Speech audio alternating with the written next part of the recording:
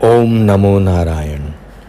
શિવશક્તિ આશ્રમ અમદાવાદ કેન્દ્ર, સ્વામી શૈલેશ્વરાનંદ, પરમ પૂજ્ય ગુરુ પરમહંસ શંકરાચાર્ય સત્યમિત્રાનંદ ગિરિજી, ભારત માતા મંદિર, હરિદ્વાર. આશ્રમના ભક્ત પરિવારમાં માણસાઈના દીવાને આધ્યાત્મિક જ્યોત જગાવતી સંકલિત વ્યાખ્યાન માળા. માનવના વ્યાવહારિક, સાંસારિક, આધ્યાત્મિક ઉત્કર્ષ માટેના પ્રસંગોને શાબ્દિક વાચા આપવાનો નાનકડો નમ્ર પ્રયાસ. દરેક કથામૃતમાં આવતા વિષયો માટે ઋષિમુનિઓ, ધર્મગ્રંથો, સંતો, મહાન વિચારકો, લેખકો, કવિઓ તથા આપ સૌ શ્રોતાજનોનો આભારી છું, ઋણી છું. આજના કથામૃતનો વિષય છે પરમ સમીપે તું, ભાગ 6. આજે આપણે અહીંયા વાત કરીશું આવશ્યકતા અને ઈચ્છાની. બિલકુલ અણજાણપણાનું નામ અજ્ઞાન નથી અને પૂરેપૂરી જાણકારીનું નામ પણ જ્ઞાન નથી. થોડું જાણવું અને થોડું ન જાણવું એનું નામ અજ્ઞાન છે. એટલે કે અધૂરા જ્ઞાનને અજ્ઞાન કહી શકાય છે. સર્વથા જ્ઞાનના અભાવને અજ્ઞાન કહેવાય નહીં. ઉદાહરણ તરીકે પથ્થરને કોઈ અજ્ઞાની નથી કહેતું, કારણ કે એમાં જ્ઞાન છે જ નહીં. બીજો અજ્ઞાની એ છે કે જે જાણે છે તો ખરો પણ માનતો નથી.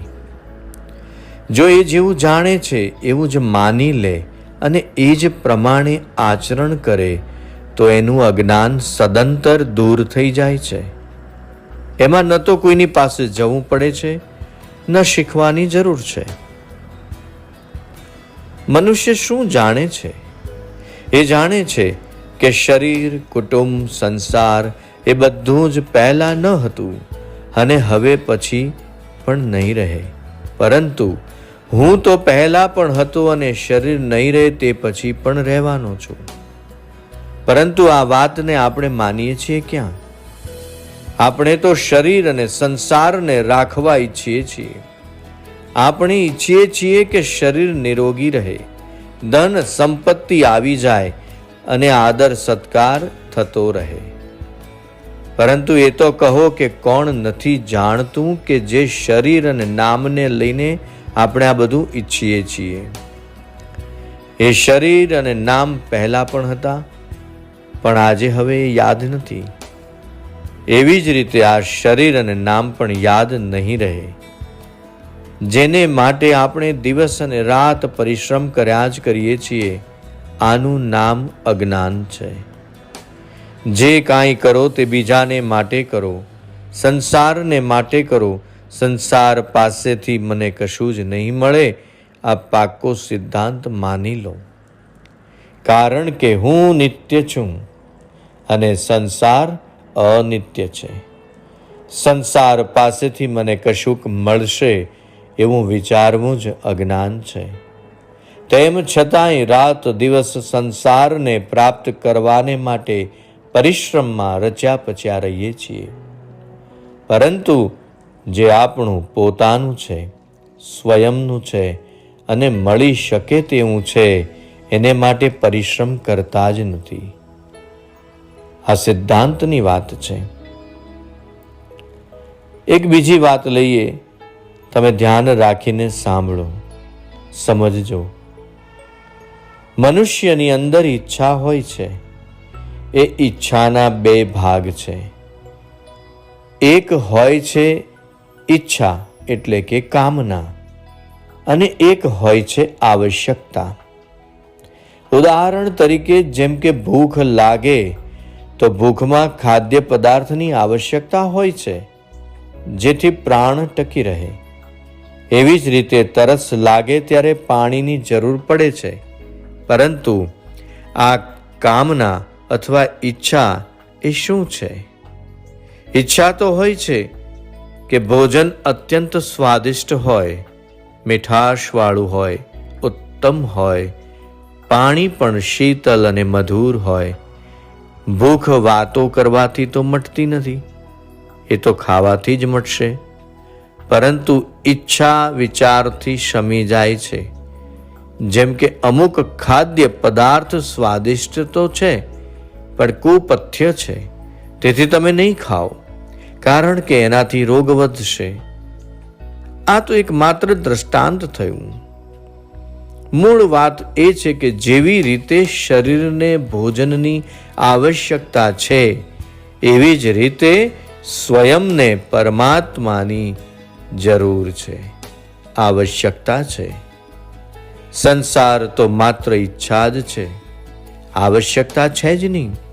સ્વયંને ન તો ધનની આવશ્યકતા છે, ન અન્નની આવશ્યકતા છે, ન શરીરની, ન કુટુંબ પરિવારની, ન સંગ્રહની, ન ભોગોની આવશ્યકતા છે. આ સ્વયંને તો પરમાત્માની જ આવશ્યકતા છે, કારણ કે તે પરમાત્માનો જ અંશ છે. ગીતાના 15મા અધ્યાયમાં કીધું છે, મમૈવાંશો જીવલોકે જીવભૂત સનાતન. એને પરમાત્મા સિવાય બીજી કશી જરૂર જ નથી. પરંતુ એ ઈચ્છાઓમાં એટલો બધો ફસાયેલો છે કે ઈચ્છા ક્યારેય પૂરી થતી જ નથી, અને આવશ્યકતા જે પૂરી થઈ શકે છે તેને જાગૃત કરતો નથી. તેથી સદૈવ દુઃખ જ પ્રાપ્ત કરે છે. વાસ્તવમાં તો આવશ્યકતા એક હોય છે. ભગવાને કહ્યું છે, વ્યવસાયાત્મિકા બુદ્ધિ રેકા, ગીતાના 2 અધ્યાયમાં, એટલે કે નિશ્ચયાત્મિકા બુદ્ધિ એક જ હોય. બહુ શાખા હયંતાશ્ચ બુદ્ધયો અવ્યવસાયી નામ. પરંતુ અવ્યવસાયીઓની બુદ્ધિ અનંત હોય છે, અર્થાત એમની અનંત ઈચ્છાઓ હોય છે. આવશ્યકતા શી છે? સંસારની ઈચ્છાનો ત્યાગ કરવો અને પરમાત્માની પ્રાપ્તિ કરવી. પણ ઈચ્છાઓ તો અનેક હોય છે. આપણને પૂરી શ્રીખંડ મળી જાય, શીરો મળી જાય, ચટણી ને ફરસાણ મળે, ધન મળી જાય, પરિવાર મળી જાય, માન સત્કાર મળે, પદ પ્રતિષ્ઠા મળી જાય, વગેરે વગેરે. પણ આવશ્યકતા તો એટલી જ છે કે પેટ ભરાય. પછી એ સૂકો રોટલો ને ભાજી પણ કેમ ન હોય? આવશ્યકતા માત્ર આટલી જ છે કે પેટ ભરાવવું જોઈએ. આવા મનુષ્યની જ આવશ્યકતા પરમાત્મ તત્વની છે. એના વગર આવશ્યકતા મટે નહીં, પણ ઈચ્છાઓ ક્યારેય મરતી નથી, પૂરી થતી જ નથી. જેમ જેમ ઈચ્છા પૂરી થતી જશે તેમ તેમ ઈચ્છાઓ વધતી જ જશે. એમનો ક્યારેય અંત નહીં આવે. એમની પૂર્તિ અસંભવ છે. ઈચ્છાઓનો ત્યાગ અને આવશ્યકતાની પૂર્તિ કરવી પડશે. ચાહે તો આવશ્યકતાઓની પૂર્તિ કરી દો તો ઈચ્છાઓ આથમી જશે. જો ઈચ્છાઓને મિટાવી દેશો તો આવશ્યકતાની પૂર્તિ થઈ જશે. સંસારની ઈચ્છાઓનો ત્યાગ કરી દો તો પરમાત્મ તત્વની પ્રાપ્તિ થઈ જશે. સર્વવ્યાપક પરિપૂર્ણ પરમાત્મા કેવી રીતે દૂર થઈ શકે? સર્વ સમર્થ પરમાત્મામાં આપણાથી દૂર થવાનું સામર્થ્ય જ નથી. કેવળ સંસારની ઈચ્છા હોવાને કારણે એ સર્વવ્યાપી પરમાત્માની પ્રાપ્તિ નથી થતી હોતી. જો ઈચ્છાઓ સર્વથા સમાપ્ત થઈ જાય તો એની પ્રાપ્તિ તત્કાળ થઈ જાય. એની પ્રાપ્તિ એ એવો પરમ લાભ છે કે જે પછી બીજો કાંઈ લાભ થઈ શકે એવું માની જ ન શકાય. અને આમાં સ્થિત થઈને મનુષ્ય ગુરુતર દુઃખમાં પણ ચલાયમાન થતો નથી, ચલિત થતો નથી. ગીતાના 6 અધ્યાયમાં કીધું છે, યમ લબ્ધ્વા ચાપરમ લાભમ મન્યતે નાધિકમ તતઃ યસ્મિન નિસ્થતો ન દુઃખેન ગુરુણાપી વિચાલ્યતે. એની પ્રાપ્તિ થઈ ગયા પછી પરમ શાંતિ અને પરમ આનંદ જ રહે છે. એમાં કશો ફરક પડતો નથી. માણસ આ ઈચ્છાઓને કારણે જ દુઃખી થઈ જાય છે. આ ઈચ્છાઓ મહા અનર્થનું કારણ છે. જ્યાં સુધી આ પૃથ્વી રહેશે તમે ગમે તેટલા વિદ્વાન બની જાઓ, કેટલાય ધનવાન બની જાઓ, બલવાન બની જાઓ, ગમે તેટલું માન સન્માન આદર મળે, અરે ઇન્દ્રનું પદ કે બ્રહ્માનું પદ કેમ ન મળે, તો પણ શાંતિ નહીં જ મળે કદાચ. આ એકદમ સાચી વાત છે. સાધુ હો, ગૃહસ્થ હો, ભાઈ હો, બહેન હો, બધાને માટે આ લાગુ પડે છે. જ્યાં સુધી પરમાત્માની પ્રાપ્તિ નહીં થાય ત્યાં સુધી શાંતિ તૃપ્તિ નહીં થાય. કારણ કે અવિનાશીની તૃપ્તિ વિનાશી સંસારથી કેવી રીતે સંભવી શકે? આ અસંભવ વાત છે. જો આવશ્યકતા અને ઈચ્છાને ઠીક રીતે સમજીને આવશ્યકતાની પૂર્તિ કરવામાં આવે તો બધું ઠીક થઈ જશે. આવશ્યકતાની પૂર્તિ અવશ્ય થવાની છે અને ઈચ્છા મટવાની જ છે. જેમ બાળપણમાં રમકડાની ઈચ્છા થતી હતી પણ હવે અત્યારે થાય છે, એ જ રીતે બરાબર વૈરાગ્ય થયા પછી રૂપિયાની આવશ્યકતા રહેશે ખરી? સંગ્રહ ભોગની ઈચ્છા રહે?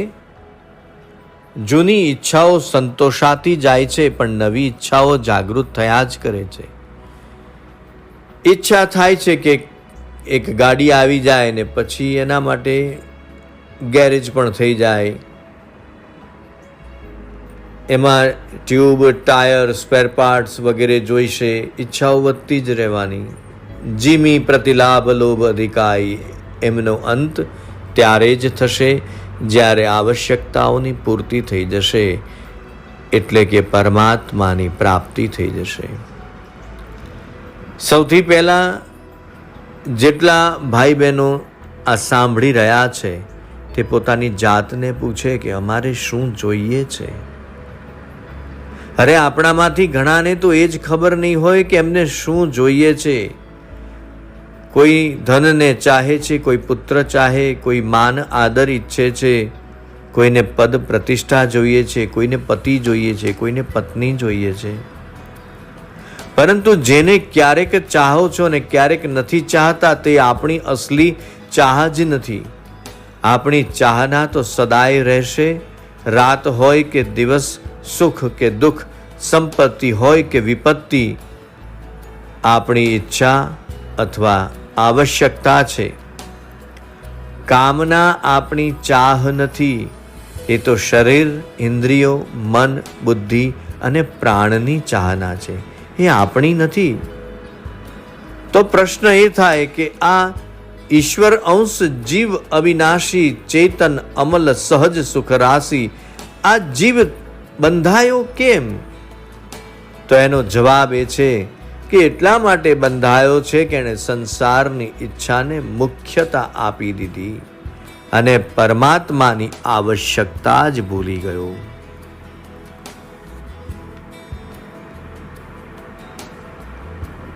એક પ્રવચનમાં મનમાં આવ્યું કે જીમી પ્રતિલાભ લોભ અધિકારી, આ શું વાત છે?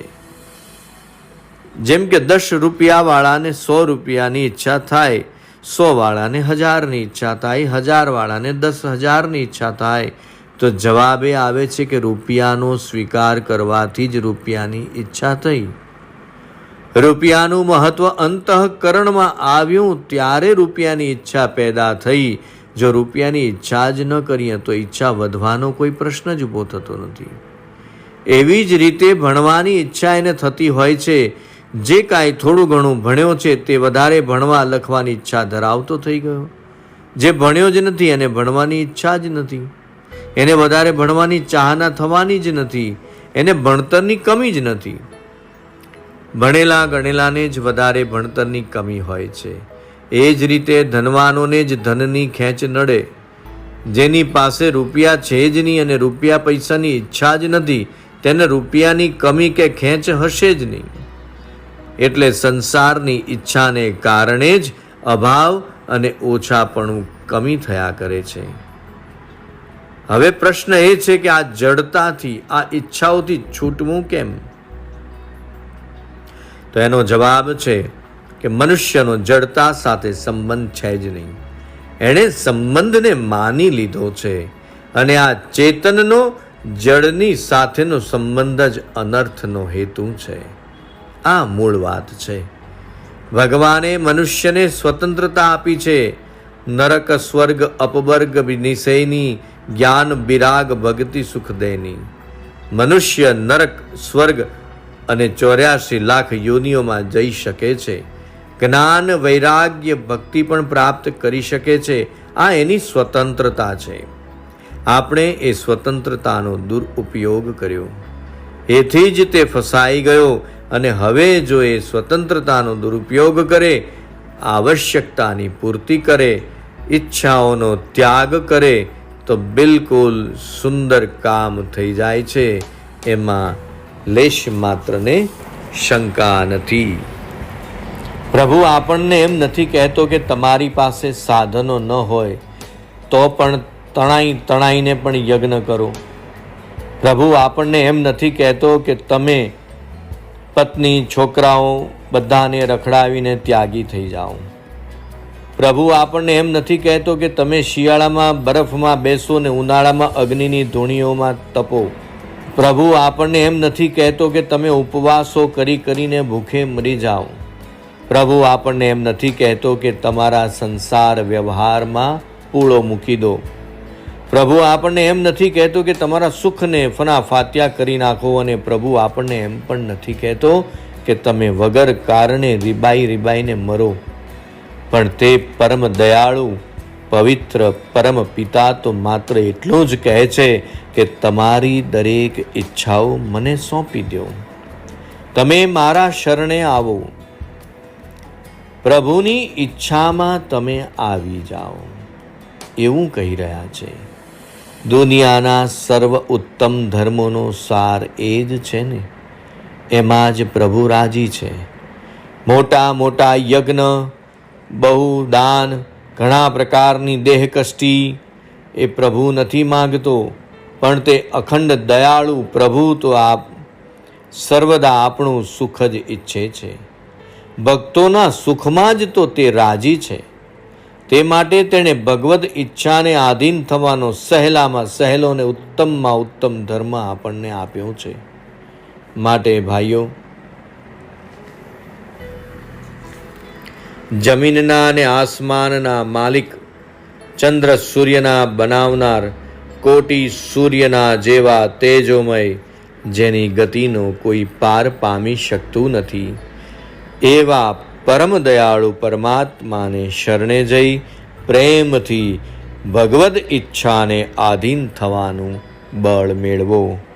અસ્તુ શુભમ ભવતુ.